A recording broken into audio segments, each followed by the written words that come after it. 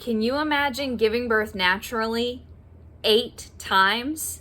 My name is Kristen Burgess from naturalbirthandbabycare.com, and I have done that. And I want to share with you a little bit about how I've been able to do that. See, I'm nothing special. I'm no superwoman. There is nothing incredible about me. I'm actually pretty tiny, and yet I've managed to give birth naturally 8 times, including to a 10-pound, 10-ounce little chunk with no tearing. The way that I did this, I promise you that it certainly wasn't super perfect or dreamy with my first baby. In some ways, I feel like her birth was on sheer willpower because I really wanted to have a natural birth and I was committed to having a natural birth, and I did. But after her birth, I looked back and thought there were certainly some things about that birth that did not feel natural, even though I gave birth to her vaginally with no drugs and no real interventions except for my midwife changing my positions a few times.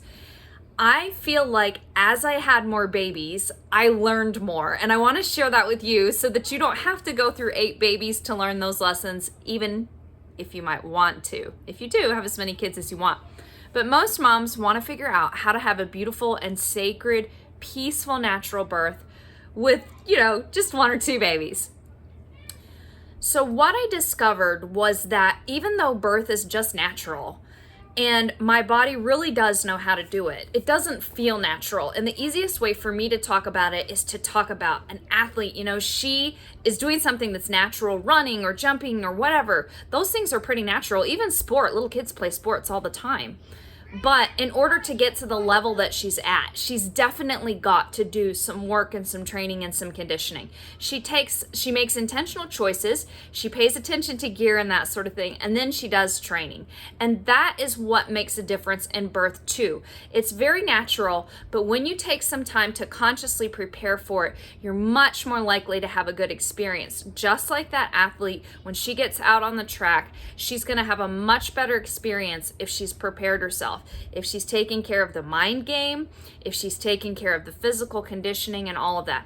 Birth isn't exactly like sports. You don't have to be a world-class athlete to be able to birth. I feel like birth is the first sport that I found that was really my sport. I really hit it out of the park with that one. But you just need to move, you need to get familiar with your body. That was one thing for me.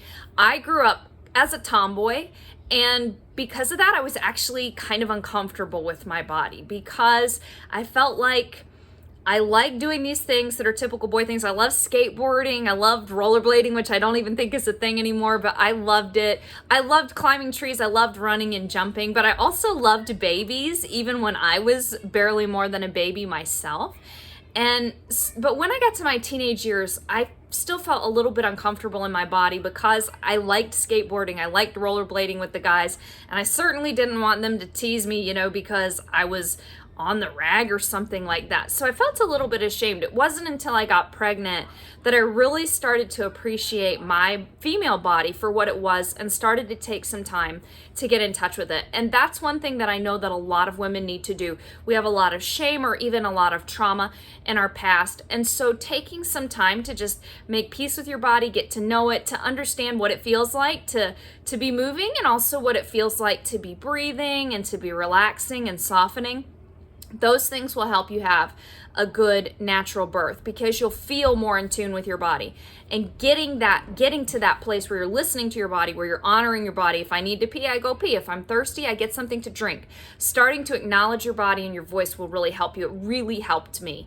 And then also learning skills. My later births were much smoother, quicker, easier births than my first 2 births because I had taken the time to learn skills to help myself work with my baby. Your baby is not passive during your birthing time. You and your baby work together. And when you learn skills, it goes much more smoothly. And I learned how to exercise my voice, how to speak up early and often from the beginning of my pregnancy to the end. Even though I was working with midwives whom I really respected, sometimes that authority thing is difficult. And so finding my voice really helped me. And then I was able to speak up and have what I would consider really sacred experiences where I was able to tell my midwife, I want you in the room, but I want you to stand back because I want to bring my baby up myself. And I actually did that from my 4th baby on. So babies 4 to 8, I brought them up in my own hands. I can still remember feeling their little heads on the tips of my fingers. It was a magical experience.